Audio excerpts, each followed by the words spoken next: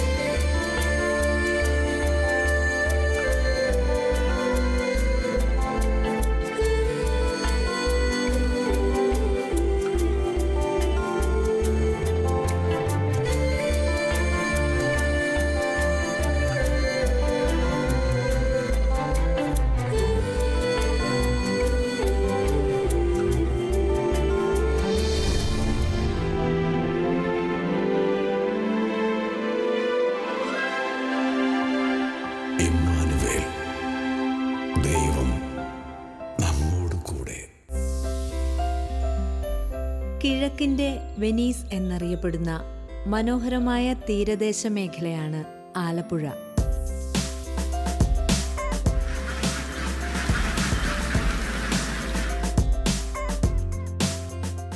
പ്രകൃതി രമണീയത കൊണ്ട് ആരുടെയും മനം കവരുന്ന ഒരു പ്രദേശം കൂടിയാണ് ആലപ്പുഴ.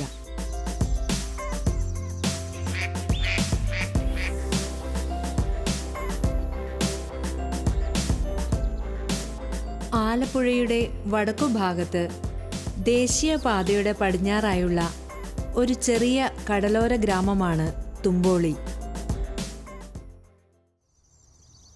ഈ കൊച്ചു ഗ്രാമത്തിൽ ദിവ്യകാരുണ്യനാഥനോടുള്ള സ്നേഹവും ഭക്തിയും ആവോളം നിറഞ്ഞു നിൽക്കുന്ന ഒരു കുടുംബമുണ്ട്. ഗുരുകുല വിദ്യാഭ്യാസ മാതൃകയിൽ പ്രവർത്തിക്കുന്ന ക്രൈസ്റ്റ് കോളേജ് എന്ന എൻട്രൻസ് പരിശീലന സ്ഥാപനത്തിന്റെ അമരക്കാരായ ഔസേപ്പച്ചൻ സാറിന്റെയും ഡോക്ടർ വിനീതയുടെയും കുടുംബം. ഇന്ന് ഈ കുടുംബം ഏറെ സന്തോഷത്തിലാണ്. തങ്ങൾ ജീവിതത്തിൽ ഒന്നാം സ്ഥാനം കൊടുത്ത ദിവ്യകാരുണ്യനാഥനായ ഈശോ ഇവരെയും ഒന്നാം സ്ഥാനത്ത് എത്തിച്ചതിന്റെ സന്തോഷം. ഈ കുടുംബത്തിലെ 2 മക്കളിൽ മൂത്തയാളായ നിർമ്മലിന്റെ ജീവിതം ദിവ്യകാരുണ്യനാഥന്റെ അനുഗ്രഹത്താൽ സമ്പന്നമാണ്. IAS എന്ന ഇന്ത്യൻ അഡ്മിനിസ്ട്രേറ്റീവ് സർവീസിന്റെ വലിയ ലോകത്തേക്ക് നടന്നെടുക്കുവാൻ ഒരു ഡോക്ടർ കൂടിയായ ഇദ്ദേഹത്തിന് സാധിച്ചത് ആ ദിവ്യകാരുണ്യനാഥന്റെ അനുഗ്രഹം കൊണ്ട് മാത്രമാണ്. എൻ്റെ വ്യക്തിജീവിതത്തിൻ്റെ ഭാഗമായിട്ട് ദിവ്യബലി മാറുന്നതിന് പിന്നിൽ മാതാപിതാക്കൾക്ക് വലിയ ഒരു പങ്കുണ്ട്. ഞാൻ ആദ്യ കുർബാന സ്വീകരിക്കുന്നതിന് മുൻപ് തൊട്ട് തന്നെ അമ്മയോടൊപ്പം പള്ളിയിൽ പോകുന്ന ഒരു ശീലം അവർ തുടങ്ങി തന്നിരുന്നു. പിന്നെ ആദ്യ കുർബാനയ്ക്ക് ശേഷം ദിവ്യബലി മുടക്കാതെ സ്വീകരിക്കണമെന്നും ദിവ്യബലിയിൽ പങ്കുകൊള്ളണമെന്നുമുള്ള ഒരു ശീലം വളർത്തിയെടുത്തത് മാതാപിതാക്കളാണ്. അവരുടെ പ്രാർത്ഥനാ ജീവിതവും അവർ പ്രാർത്ഥനയ്ക്ക് നൽകുന്ന പ്രാധാന്യവുമൊക്കെ സ്വാഭാവികമായും എന്നെ സ്വാധീനിച്ചിട്ടുണ്ട്. അതായത് കുഞ്ഞു കാലഘട്ടത്തിൽ അവർ പ്രാർത്ഥനയ്ക്ക് വലിയ പ്രാധാന്യം കൊടുക്കുന്നത് ഞാൻ കണ്ടിട്ടുണ്ട്. അവർ പള്ളിയിൽ കൃത്യമായി പോകുന്നതും ജീവിതത്തിലെ വലിയ പ്രശ്നങ്ങളെയും പ്രതിസന്ധികളെയൊക്കെ, ഒരു സാധാരണ കുടുംബത്തിൽ നിന്ന് വളർന്നു വരുന്ന ഒരു വ്യക്തി എന്ന നിലയിൽ എൻ്റെ കുടുംബം നേരിടുന്ന പ്രശ്നങ്ങളും പ്രതിസന്ധികളെയൊക്കെ ഞാൻ കണ്ടിട്ടുണ്ട്. അതിലെല്ലാം പ്രാർത്ഥനയോടും ബലിയോടും ബലിവേദിയോടും ചേർന്ന് നിന്ന് അതിനെ തരണം ചെയ്യാൻ അവർ പരിശ്രമിക്കുന്നതിലും അതിൽ വലിയ രീതിയിൽ വിജയിക്കുന്നതും കാണാനിടയായിട്ടുണ്ട്. അപ്പോൾ ഇത് എനിക്ക് വലിയൊരു പ്രചോദനമായി തീരുകയും ചെയ്തു. ഇപ്പോൾ നമ്മുടെ കേരളത്തിലെ കരിസ്മാറ്റിക് നവീകരണം വന്ന ആദ്യ കാലഘട്ടത്തിൽ കരിസ്മാറ്റിക് നവീകരണത്തിലേക്ക് കടന്നു വരികയും ദൈവത്തോട് ചേർന്ന് അത്തരത്തിൽ പ്രവർത്തിക്കുന്നത് ജീവിതത്തിൽ വലിയ വിജയം നൽകുമെന്ന് അല്ലെങ്കിൽ ജീവിതത്തെ മാറ്റിമറിക്കുമെന്ന് മനസ്സിലാക്കിയ വ്യക്തികളാണ് എൻ്റെ മാതാപിതാക്കൾ. പപ്പായും അമ്മയും ആ ഒരു രീതിയിൽ എന്നെ വളർത്തിക്കൊണ്ട് വന്നത് പിന്നെ ആദ്യ കുർബാനയ്ക്ക് ശേഷം കുർബാനയും ബലിവേദിയുമായിട്ട് ജീവിതം തുടർന്നു കൊണ്ടുപോകാൻ എനിക്ക് സഹായകമായി. അപ്പോൾ ആദ്യമായിട്ട് ഞാൻ ഒരു അൾത്താര ബാലനാവുന്നത് ഈ സ്വാഭാവികമായും ആദ്യ കുർബാന സ്വീകരിച്ചതിന് ശേഷമാണ്. ആദ്യ കുർബാന സ്വീകരിച്ചതിന് ശേഷം അൾത്താര ബാലനായി എൻ്റെ പള്ളിയിൽ, അതായത് സെയിൻറ്റ് തോമസ് ദേവാലയം തുമ്പോളിയിൽ, അവിടെ സേവനമനുഷ്ഠിക്കാൻ തുടങ്ങുന്നതും പിന്നീട് അത് ജീവിതത്തിൻ്റെ ഒരു ഭാഗമായിട്ട് നിരന്തരമായി പള്ളിയിൽ പോകുന്നൊരു ശീലം അങ്ങനെ വളർന്നു വരുവാണ് ചെയ്തത്. അപ്പോൾ അന്ന് മാതാപിതാക്കൾക്ക് നിർബന്ധം ഉണ്ടായിരുന്നു, കുറച്ച് ബുദ്ധിമുട്ടിയാണെങ്കിലും എന്തെങ്കിലും ഇപ്പോൾ ഒരു അസുഖമുണ്ടെങ്കിലും അല്ലെങ്കിൽ കുറച്ച് ബുദ്ധിമുട്ടുകൾ സഹിച്ചിട്ടാണേലും പള്ളിയിൽ കൊണ്ടുപോകണമെന്നുള്ളത്. അപ്പോൾ ഈ ഒരു ശീലം കുഞ്ഞുനാളിൽ ഒരു 5ാം ക്ലാസ് മുതൽ വളർത്തിയെടുക്കാൻ അവർ പരിശ്രമിച്ചു. പിന്നീട് എനിക്ക് ഓരോ ചെറിയ പ്രായത്തിൽ അല്ലെങ്കിൽ സ്കൂൾ കാലഘട്ടത്തിൽ ഓരോ ആവശ്യങ്ങളോ അല്ലെങ്കിൽ ഓരോ ചെറിയ വിഷമങ്ങളൊക്കെ വരുമ്പോൾ അത് പങ്കുവെക്കേണ്ടത് ദൈവവുമായിട്ടാണ് എന്നുള്ളൊരു ബോധം വളർന്നു വരികയും കുർബാനയ്ക്ക് പോകുമ്പോൾ വലിയൊരു സന്തോഷം ജീവിതത്തിൽ അനുഭവിക്കാൻ സാധിക്കുകയും ചെയ്തിട്ടുണ്ട്. അപ്പോൾ ഇത് കുഞ്ഞുനാൾ തൊട്ട് വളർന്നു വന്നപ്പോഴത്തേക്കും അത് എൻ്റെ വലിയ ക്ലാസ്സുകൾ അല്ലെങ്കിൽ ബാല്യം കഴിഞ്ഞ് കൗമാരത്തിൽ വന്നപ്പോഴേക്കും അത് കഴിഞ്ഞ് മുൻപോട്ട് പോയപ്പോഴുമൊക്കെ എനിക്കത് എൻ്റെ ലൈഫിൻ്റെ പാർട്ടാക്കി മാറ്റുവാൻ സാധിക്കുകയായിരുന്നു. മാതാപിതാക്കൾ ഇവിടെ എനിക്ക് വേണ്ടി ചെയ്തു തന്നിട്ടുള്ള ഒരു പക്ഷേ ഏറ്റവും വലിയ സമ്പത്ത് എന്താണെന്ന് ചോദിച്ചാൽ എനിക്ക് പറയാൻ പറ്റും, അത് തീർച്ചയായിട്ടും ദൈവവിശ്വാസത്തിൽ എന്നെ വളർത്തി ഇത്തരത്തിലുള്ള നല്ലൊരു ശീലം എനിക്ക് പകർന്നു നൽകിയെന്നുള്ളതാണ്. ഇതിൻ്റെ വലിയ ഗുണങ്ങൾ ഞാൻ പിന്നീടാണ് തിരിച്ചറിഞ്ഞത്. സ്വാഭാവികമായിട്ടും ജീവിതത്തിൽ നമ്മൾ ഇത്രയും കാലം മുൻപോട്ട് പോകുമ്പോൾ ഒരുപാട് പ്രതിസന്ധികളും വിഷമങ്ങളും വേദനിക്കുന്ന സാഹചര്യങ്ങളും ഉണ്ടായിട്ടുണ്ട്. പലപ്പോഴും ഇന്നത്തെ കാലഘട്ടത്തിൽ നമ്മൾ പരിശോധിച്ചാൽ പലരും പറയുന്നത് കേൾക്കാം, ഇതൊക്കെ പങ്കുവെക്കുവാൻ നമുക്ക് ഒരാളില്ല എന്നുള്ളത്, അല്ലെങ്കിൽ ആരോടാണ് ഞങ്ങളുടെ വിഷമങ്ങൾ പറയേണ്ടതെന്ന് പലർക്കും, പ്രത്യേകിച്ച് യുവതലമുറയ്ക്ക് പലപ്പോഴും അതൊക്കെ പങ്കുവെക്കുവാൻ ആരും ഇല്ലാത്തതുപോലെയൊക്കെ അനുഭവിക്കുന്നതായിട്ട് കാണാൻ സാധിക്കും. അപ്പോൾ ഇവിടെയാണ് ഒരു ബലിപീഠവും ബലിവേദിയും വളരെ പ്രധാനമായി വരുന്നത്. ഏതൊരു വിഷമവും പങ്കുവയ്ക്കുവാനും ഒരുപക്ഷെ ഭൂമിയിൽ ആർക്കും പരിഹാരം കണ്ടെത്താൻ സാധിക്കാത്ത പ്രശ്നങ്ങൾക്ക് പോലും വളരെ നിസ്സാരമായി ദൈവസന്നിധിയിൽ അർപ്പിച്ചിട്ട് പോരുമ്പോഴത്തേക്കും പരിഹാരങ്ങൾ തെളിഞ്ഞു വരുന്നതും മറ്റുമൊക്കെ ഞാൻ കണ്ടിട്ടുണ്ട്. അപ്പോൾ ഇത് മാതാപിതാക്കൾ തന്ന ഏറ്റവും വലിയ സ്വത്ത് എന്താണെന്ന് ചോദിച്ചാൽ ഏത് പ്രതിസന്ധിയിലും ആശ്രയിക്കാനുള്ള സ്ഥലം ഏതാണെന്ന് അവരെനിക്ക് ചൂണ്ടിക്കാണിച്ചു തന്നു. ഡെയിലി പള്ളിയിൽ പോകുക എന്നത് സ്വാഭാവികമായിട്ടും ജീവിതത്തെ ഓരോ ദിവസവും പുനരുദ്ധരിക്കുന്നത് പോലെ ഓരോ ദിവസം പുതുക്കിയെടുക്കുന്നത് പോലത്തെ ഒരു അനുഭവമായി മാറുകയായിരുന്നു. ഇതാണ് മാതാപിതാക്കളിൽ നിന്ന് എൻ്റെ ജീവിതത്തിന് ലഭിച്ച ഏറ്റവും വലിയ കോൺട്രിബ്യൂഷൻ എന്ന് എനിക്ക് ആത്മാർത്ഥമായി തന്നെ പറയാൻ സാധിക്കും. ഞങ്ങളുടെ വിവാഹ ജീവിതത്തിൻ്റെ ആരംഭകാലം മുതൽ തന്നെ ദിവ്യകാരുണ്യ ഭക്തി ഞങ്ങളോടൊപ്പം ഉണ്ടായിരുന്നു. ഞാനും ഭാര്യയും ഞങ്ങളുടെ ജീവിതം തുടങ്ങുന്ന കാലഘട്ടം മുതൽ വാസ്തവത്തിൽ ഒരിക്കലും വിശുദ്ധ കുർബാന മുടക്കാറില്ല. എല്ലാ ദിവസവും വിശുദ്ധ കുർബാനയിൽ പങ്കെടുക്കുന്നൊരു ശീലമുണ്ട്. ദീർഘകാലം തുടർച്ചയായിട്ട് പ്രഭാതം മുതൽ പ്രദോഷം വരെ ദിവ്യകാരുണ്യത്തെ നോക്കിയിരുന്ന് പ്രാർത്ഥിക്കുന്ന ഒരു രീതി ഞങ്ങൾക്കുണ്ടായിരുന്നു. നിർമ്മലിൻ്റെയൊക്കെ വളരെ ചെറുപ്പത്തിൽ, അതായത് ഏതാണ്ട് 1 വയസ്സുള്ള കാലഘട്ടത്തിലൊക്കെ മിക്കവാറും നിർമ്മൽ വളർന്നത് തന്നെ ദിവ്യകാരുണ്യത്തിൻ്റെ മുമ്പിലാണ്. അപ്പോൾ ഞങ്ങൾ പ്രഭാതത്തിൽ ഞാനും നിർമ്മലിൻ്റെ അമ്മയും കൂടി നിർമ്മലിനെ എടുത്തുകൊണ്ട് ഞങ്ങളുടെ കത്തീഡ്രൽ പള്ളിയിൽ ദിവ്യകാരുണ്യം എഴുന്നള്ളിച്ച് വെച്ചിട്ടുണ്ട്. അപ്പോൾ അവിടെ പ്രാർത്ഥിക്കാനായിട്ട് പോകും. മിക്കവാറും സായാഹ്നങ്ങളിലായിരുന്നു ഞങ്ങൾ അവിടെ നിന്ന് തിരികെ വരുന്നത്. അപ്പോൾ അങ്ങനെ ദിവ്യകാരുണ്യമായിട്ട് ബന്ധപ്പെട്ട ഒരു ജീവിതമാണ് നിർമ്മലിനെ ഓർമ്മ വയ്ക്കുന്ന കാലം മുതൽ നിർമ്മലിന് കിട്ടിയിട്ടുള്ളത്. ആ ഒരു അനുഗ്രഹം അവൻ്റെ മേലെ സമൃദ്ധമായിട്ട് എക്കാലവും ചൊരിയപ്പെട്ടിട്ടുണ്ട്. പിന്നീട് ഇങ്ങോട്ട് ആദ്യ കുർബാനയുടെ സ്വീകരണ സമയം മുതൽ ഇങ്ങോട്ട് നോക്കിക്കഴിഞ്ഞാൽ ആദ്യ കുർബാന സ്വീകരിച്ചതിന് ശേഷം ഒരു ദിവസം പോലും ദിവ്യകാരുണ്യം മുടക്കാതെ അതിനകത്ത് ദിവ്യകാരുണ്യത്തിൽ പോയി പങ്കെടുക്കുന്ന ഒരു ശീലം നിർമ്മലിനെ സ്വാഭാവികമായിട്ട് തന്നെ അതിപ്പോൾ ദിവ്യകാരുണ്യത്തിൽ പങ്കെടുത്തില്ലെങ്കിൽ അത് ജീവിതത്തിൽ വലിയൊരു പരാജയം അല്ലെങ്കിൽ ഒരുപാട് സങ്കടം ഉണ്ടാക്കുന്നൊരു കാര്യമായിട്ട് തോന്നാൻ തക്ക വിധത്തിൽ അതിനകത്ത് അത് ഉള്ളിൽ അതുപോലെ ആഴത്തിൽ പതിഞ്ഞു പോയിട്ടുള്ള ഒരു സംഭവമാണ്. ദിവ്യകാരുണ്യ ഭക്തി അടിത്തറയായുള്ള കുടുംബത്തിൽ നിന്നും പകർന്നു കിട്ടിയ വിശ്വാസത്തിൽ നിർമ്മൽ വളർന്നു. പിന്നീട് ദേവാലയവും ബലിപീഠവും ഈ ജീവിതത്തിന്റെ അവിഭാജ്യ ഘടകങ്ങളായി മാറി. വില കൊടുത്ത് വിലപ്പെട്ടവനെ സ്വന്തമാക്കുവാൻ തുടങ്ങിയ നാൾ മുതൽ ആ ദിവ്യകാരുണ്യ സ്നേഹം ഇദ്ദേഹത്തിലേക്കും കടന്നു വരാൻ തുടങ്ങി.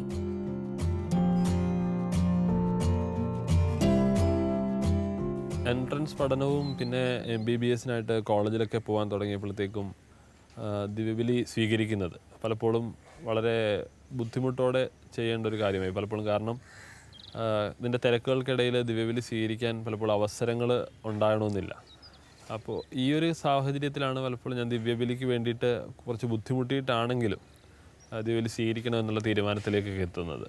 പിന്നീട് അതിന് വേണ്ടിയിട്ട് മെനക്കെടുവാനും മറ്റു പല കാര്യങ്ങളും മാറ്റിവെക്കുവാനും പഠനമാണെങ്കിലും മറ്റ് പ്രവർത്തനങ്ങളാണെങ്കിലും മാറ്റിവെച്ചിട്ട് കുർബാന സ്വീകരിക്കണമെന്ന ഉറച്ച നിലപാടെടുക്കാൻ തുടങ്ങിയത്. പിന്നീട് ഞാൻ സിവിൽ സർവീസിൻ്റെ പ്രിപ്പറേഷനുമായിട്ട് പല സ്ഥലങ്ങളിൽ ചെന്നൈയിലും ഡൽഹിയിലുമൊക്കെ പല കാലഘട്ടങ്ങളിൽ പഠിക്കാനിട വന്നിട്ടുണ്ട്. ആ സമയത്തൊക്കെ നമുക്കറിയാം കേരളത്തിന് പുറത്താണെങ്കിൽ ഒരു ദിവ്യബലിക്ക് പങ്കുകൊള്ളുക എന്ന് പറയുമ്പോൾ കുറച്ച് ബുദ്ധിമുട്ടുള്ള കാര്യമാണ്. കാരണം പലപ്പോഴും ദേവാലയങ്ങൾ ഉണ്ടാവുകയില്ല. ഒരു ജില്ലയിലൊരു ദേവാലയമായിരിക്കും ഉണ്ടാവുന്നത്. അത് കണ്ടെത്തി അവിടെ പോയി ബലിയിൽ പങ്കുകൊള്ളുവാൻ ശ്രമിക്കുകയും പിന്നെ യാത്രകൾക്ക് പോകുമ്പോൾ, അതായത് ഞാൻ ഇന്ത്യയിൽ ഒരുപാട് സ്ഥലങ്ങളിൽ യാത്ര ചെയ്തിട്ടുള്ള ഒരാളാണ്. അപ്പോൾ അങ്ങനെ യാത്രകൾക്ക് പോകുമ്പോഴൊക്കെ ബലിയിൽ പങ്കുകൊള്ളുവാൻ ശ്രമിച്ചിട്ടുണ്ട്. ആ സമയങ്ങളിലൊക്കെ അത് വിജയകരമായി ചെയ്യുവാൻ സാധിച്ചിട്ടുണ്ട്. പലപ്പോഴും ദൈവം തന്നെ നമ്മളുടെ ശ്രമം മനസ്സിലാക്കി അതിനുള്ള അവസരങ്ങൾ ഒരുക്കി തന്നിട്ടുണ്ട്. എന്തിനാണ് ഇങ്ങനെ സാഹചര്യമില്ലാത്തപ്പോൾ പോലും ദിവ്യബലിയിൽ പങ്കുകൊള്ളുവാൻ ശ്രമിക്കുന്നതെന്ന് ചോദിച്ചാൽ, ജീവിതത്തിൽ ഞാൻ എന്തിന് പ്രാധാന്യം കൊടുക്കുന്നു എന്നുള്ളതാണ്. അത് മാതാപിതാക്കളായിട്ട് വളർത്തി തന്നൊരു ശീലമാണ്. എന്നാലും ജീവിതത്തിൽ ഏറ്റവും പ്രാധാന്യം, ഇപ്പോൾ ഒരു ദിവസം എടുത്താൽ ആ ദിവസം നമുക്ക് പല കാര്യങ്ങൾ ചെയ്യാം. അപ്പോൾ അതിൽ ഏറ്റവും പ്രാധാന്യത്തോടെ എന്തിനെ പരിഗണിക്കുന്നു അത് നമ്മൾ തീർച്ചയായിട്ടും ചെയ്യും. ഉദാഹരണത്തിന് നമ്മൾ ഭക്ഷണം തീർച്ചയായും കഴിക്കും, തീർച്ചയായിട്ടും നമ്മൾ ഉറങ്ങും. പഠിക്കുന്ന വിദ്യാർത്ഥികളാണെങ്കിൽ പഠനത്തിൻ്റെ മേഖലയിൽ അതിന് വേണ്ടിയിട്ട് തീർച്ചയായിട്ടും കഠിനാധ്വാനം ചെയ്യും. അപ്പോൾ അതിനേക്കാളുമൊക്കെ ഇപ്പോൾ പഠിക്കാതിരുന്നെന്ന് വരാം, മറ്റു കാര്യങ്ങളിൽ ഇടപെടാതിരുന്നെന്ന് വരാം. പക്ഷേ ദിവ്യബലി മുടക്കാതിരിക്കുക എന്നുള്ളത് ദിവ്യബലിക്ക് പ്രാധാന്യം നൽകുന്നു എന്നുള്ളതിൻ്റെ ഭാഗമായി തന്നെയാണ്. കാരണം ദൈവമാണ് നമ്മളുടെ ജീവിതത്തിൽ ഏറ്റവും പ്രധാനമായി വരേണ്ടത്. ഇത് എന്നെ സംബന്ധിച്ചിടത്തോളം ഞാൻ എന്തിന് പ്രയോറിറ്റി നൽകുന്നു എന്നുള്ളതിനെ ആശ്രയിച്ചാണ്.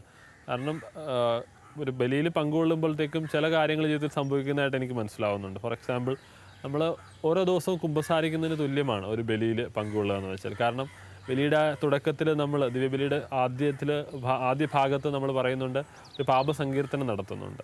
അതൊരു പക്ഷേ ഒരു തരത്തിൽ കുമ്പസാരം പോലെ തന്നെയാണ്. അപ്പോൾ അങ്ങനെ ദിവസവും സ്വയം വിശുദ്ധീകരിച്ച് ജീവിതത്തെ മുന്നോട്ട് നയിക്കുവാൻ ദൈനംദിനമായിട്ടുള്ള ദിവ്യബലി സഹായിക്കുന്നു എന്ന് ഞാൻ മനസ്സിലാക്കുന്നു. നമ്മൾ ഓരോ ദിവസവും കുറച്ചുകൂടെ നല്ലതാവാനുള്ള ശ്രമം മാത്രമാണ്. എല്ലാ രീതിയിലും നല്ലതാണെന്നുള്ളതല്ല, കുറച്ചുകൂടെ നല്ലതായി ജീവിക്കുവാനുള്ള ശ്രമമാണ്. അതിൽ ബഹുഭൂരിപക്ഷം സമയവും നമ്മൾ വീണ് പോകുന്നുണ്ടാവും. പക്ഷേ വീണ്ടും എണീക്കാൻ നമുക്ക് തോന്നണമെങ്കിൽ തന്നെ ഈ പള്ളിയിൽ പോകുന്ന ഈ സ്വഭാവം മുടക്കാതിരിക്കുന്നത് നല്ലതാണെന്ന് എനിക്ക് തോന്നിയിട്ടുണ്ട്. അപ്പോൾ ഒരുപാട് പരീക്ഷണങ്ങളുള്ള അല്ലെങ്കിൽ പ്രതിസന്ധികളുള്ള ജീവിതത്തിലൂടെയാണ് നമ്മളെല്ലാവരും കടന്നു പോകുന്നത്. എൻ്റെ ജീവിതം ഒട്ടും വ്യത്യസ്തമല്ല. അപ്പോൾ ആ ഒരു സാഹചര്യത്തിൽ ബലി മുടക്കാതെ എല്ലാ ദിവസവും കുർബാനയ്ക്ക് പോയി അതിൽ പങ്കുകൊണ്ട് സ്വയം കുറച്ചുകൂടെ വിശുദ്ധീകരിക്കാനൊക്കെ ശ്രമിക്കുന്നത് ഇന്നല്ലെങ്കിൽ നാളെ എൻ്റെ ജീവിതത്തെ കുറച്ചുകൂടെ നന്മയുള്ളതാക്കി മാറ്റുമെന്നുള്ളൊരു പ്രതീക്ഷയാണ് ഈ കുമ്പസാരം പോലെ തന്നെ ഒരു ചടങ്ങിലൂടെ കടന്നു പോകാൻ ബലിമധ്യേ സാധിക്കുന്നതും കർത്താവിനെ സ്വീകരിക്കാൻ സാധിക്കുന്നതും അതിനുവേണ്ടി ശ്രമിക്കുമ്പോൾ ഉള്ള ആ ശ്രമങ്ങൾ കർത്താവ് പരിഗണിക്കുന്നതുമൊക്കെ എനിക്ക് അങ്ങനെയാണ് തോന്നിയിട്ടുള്ളത്. വ്യക്തവും ശക്തവുമായ അഭിപ്രായ രൂപീകരണം ആവശ്യമായ ഒരു ഭരണ സംവിധാനത്തിൻ്റെ ഭാഗമാകുമ്പോഴും ഇദ്ദേഹത്തിന് തെല്ലും ഭയമില്ല. കാരണം വചനമായ ദൈവം വഴി നടത്തുന്ന വലിയ അനുഭവങ്ങൾ ഈ ജീവിതത്തിൽ നിരന്തരം ഉണ്ടായിക്കൊണ്ടിരിക്കുകയാണ്.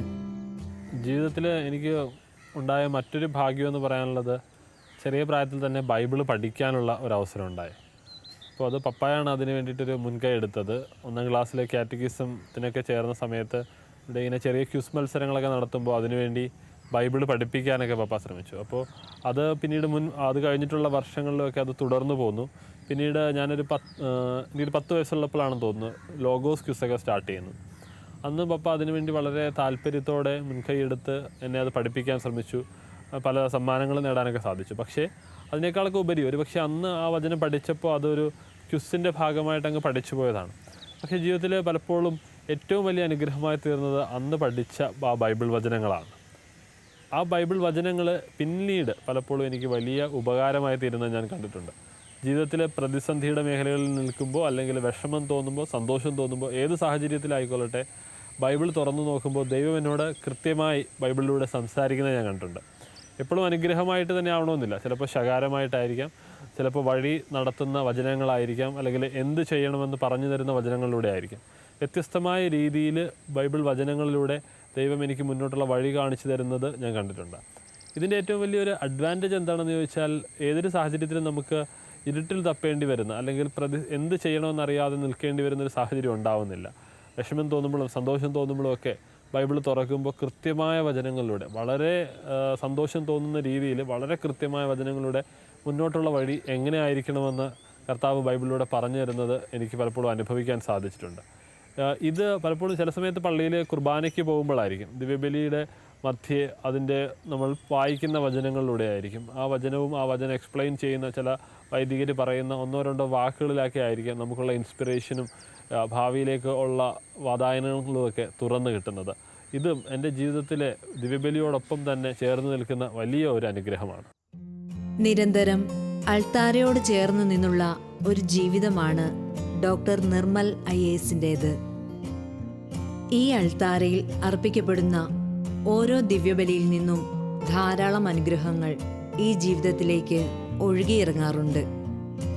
ഈ ബലിപീഠത്തിൽ നിന്ന് ശക്തി സ്വീകരിച്ച് കർമ്മപദങ്ങളിലേക്ക് ഇറങ്ങുമ്പോൾ ദിവ്യകാരുണ്യനാഥൻ തന്നെയും അവനിലേക്ക് ചേർക്കുമെന്ന ഉത്തമ ബോധ്യം ഇദ്ദേഹത്തിനുണ്ട്.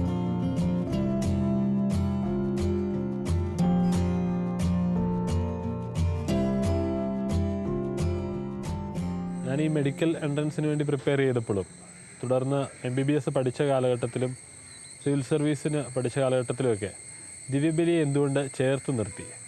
കാര്യം അങ്ങനെ ഇപ്പോൾ ഒരു മത്സര പരീക്ഷയ്ക്കൊക്കെ പ്രിപ്പയർ ചെയ്യുമ്പോൾ അല്ലെങ്കിൽ ആ പരീക്ഷ എഴുതുമ്പോഴൊക്കെ നമ്മൾ വിജയിക്കണമെന്ന് യാതൊരു നിർബന്ധവുമില്ല. എല്ലാ കാര്യങ്ങളും നമ്മളുടെ കയ്യിലാണ് എന്നൊരു തെറ്റിദ്ധാരണ നമുക്ക് ഉണ്ടാവേണ്ടതുമില്ല. സിവിൽ സർവീസ് പോലെ രാജ്യത്തെ ഒരുപാട് കുട്ടികൾ എഴുതുന്ന വളരെ ചുരുക്കം പേർക്ക് മാത്രം തിരഞ്ഞെടുപ്പ് ലഭിക്കുന്ന ഒരു പരീക്ഷയ്ക്ക് വേണ്ടി പ്രിപ്പയർ ചെയ്യുമ്പോൾ പലരും ദൈവത്തിന് വേണ്ട പ്രാധാന്യം നൽകാൻ മറന്നു പോകാറുണ്ട്. ഇത്തരം പരീക്ഷകളിൽ നമ്മൾ വിജയിക്കണമെന്ന് യാതൊരു നിർബന്ധമില്ല. എല്ലാം നമ്മളുടെ കയ്യിലല്ലേ താനും.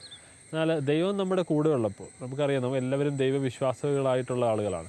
എന്നാൽ പലരും മറന്നു പോകുന്ന ചെറിയ ചില സത്യങ്ങൾ ഇവിടെ ഞാൻ ഓർമ്മിപ്പിക്കാൻ ആഗ്രഹിക്കുകയാണ്. ഒന്ന്, നമ്മളെല്ലാവരും പറയാറുണ്ട് ദൈവം സ്നേഹമാണെന്ന്, ദൈവം സർവശക്തനാണെന്നും പറയാറുണ്ട്. ഈ സർവശക്തനും സ്നേഹവുമായ ദൈവത്തിന് നമ്മളെ ഏത് സ്ഥലത്തും വിജയിപ്പിക്കാൻ സാധിക്കും. നമ്മളുടെ കുറവുകളെ നിറവുകളാക്കി തീർക്കുവാൻ ദൈവത്തിന് സാധിക്കും. അപ്പോൾ ഈ ഒരു ബോധ്യമാണ് എന്നെ ജീവിതത്തിൽ വഴി നടത്തുന്നത്. ദിവ്യബലിക്ക് പോവുക എന്നുള്ളത് ജീവിതത്തിൽ ദൈവത്തിന് ഏറ്റവും വലിയ പ്രാധാന്യം നൽകുന്നതിൻ്റെ ലക്ഷണമായിട്ട്, അല്ലെങ്കിൽ അത് കാരണമാണ് അങ്ങനെ ചെയ്യുന്നത്. കർത്താവ് നമുക്ക് വേണ്ടി ജീവൻ ബലിയർപ്പിച്ചതിൻ്റെ സ്മരണയായിട്ടാണ് ഓരോ ബലിയും നമ്മൾ അർപ്പിക്കുന്നത്, ആ ബലിവീതിയിലേക്ക് കടന്നു ചെല്ലുന്നത്. അവിടെ നമ്മൾ കടന്നു ചെല്ലുന്ന അതിൽ പങ്കുകൊള്ളുമ്പോൾ ആ രക്ഷാകര ദൗത്യത്തിൽ നമ്മൾ ഭാഗഭാക്കാവുകയാണ്. അപ്പോൾ നമ്മളുടെ കുഴപ്പങ്ങളും കുറവുകളുമൊക്കെ അവിടെ വെച്ച് ഇല്ലാതാവുകയും ദൈവം നമുക്ക് വേണ്ടി പ്രവർത്തിക്കുകയും ആ ബലിവേദിയോട് ചേർന്ന് നമ്മൾ അധ്വാനിക്കുമ്പോൾ വലിയ വിജയം നമുക്ക് കൈവരികയും ചെയ്യാറുണ്ട്. ഓരോ ബലിവേദിക്ക് മുൻപിൽ നിൽക്കുമ്പോൾ, ഇപ്പോൾ ഒരു പുതിയതായൊരു ദേവാലയത്തിൽ ചെല്ലുമ്പോഴായിക്കൊള്ളട്ടെ, പുതിയതായൊരു ബലിവേദി കാണുമ്പോൾ ഞാൻ ഹൃദയത്തിൽ അർപ്പിക്കുന്ന ഒരു പ്രാർത്ഥനയുണ്ട്. കർത്താവേ, ഈ ബലിവേദിയിൽ ആയിരക്കണക്കിന് ദിവ്യബലികൾ അർപ്പിക്കപ്പെട്ടിട്ടുണ്ടാവാം. ആ ബലികളുടെ എല്ലാം യോഗ്യതകളാൽ ദൈവമേ, നീ എൻ്റെ ജീവിതത്തിലെ പാപങ്ങളെ നീക്കിക്കളയണമേ, എൻ്റെ ജീവിതത്തിൽ എന്നെ വിജയിപ്പിക്കണമേ എന്ന് ഞാൻ പ്രാർത്ഥിക്കാറുണ്ട്. ഒരുപക്ഷെ കുറച്ചെങ്കിലുമൊക്കെ ഈ പ്രാർത്ഥനകൾ ദൈവസന്നിധിയിൽ എത്തിച്ചേർന്നത് കൊണ്ടിട്ടായിരിക്കാം ഇന്ന് നിങ്ങളുടെ മുമ്പിൽ ഇരുന്ന നിങ്ങളുമായി ഈ സമയം സംവദിക്കുവാൻ എനിക്ക് സാധിച്ചത്. ഞങ്ങളുടെ ജീവിതത്തിലെ ഏറ്റവും പ്രധാനപ്പെട്ടതാണ് ദിവ്യബലി എന്ന് പറയുന്നത്. ഒരു ദിവസം പോലും എന്നെ സംബന്ധിച്ചിടത്തോളം ദിവ്യബലി മുടക്കിയിട്ടില്ല ഞങ്ങൾ. അപ്പോൾ ആ ദിവ്യബലിയിൽ ശക്തി എന്താണെന്ന് മോനെയൊക്കെ ഒരുപാട്, മോനെയും മോളെയും ഞങ്ങൾ പഠിപ്പിച്ചിട്ടുണ്ട്. ഒരു ദിവസം പോലും മോനാണെങ്കിൽ കാരുണ്യം സ്വീകരിച്ചതിന് ശേഷം ഒരിക്കൽ പോലും അവൻ ദിവ്യബലി മുടക്കിയിട്ടില്ല. അവൻ പോകുന്ന സ്ഥലങ്ങളിലൊക്കെ കർത്താവ് അതിനുവേണ്ടി വഴിയൊരുക്കുക എന്നുള്ളതാണ് ഏറ്റവും പ്രധാനം.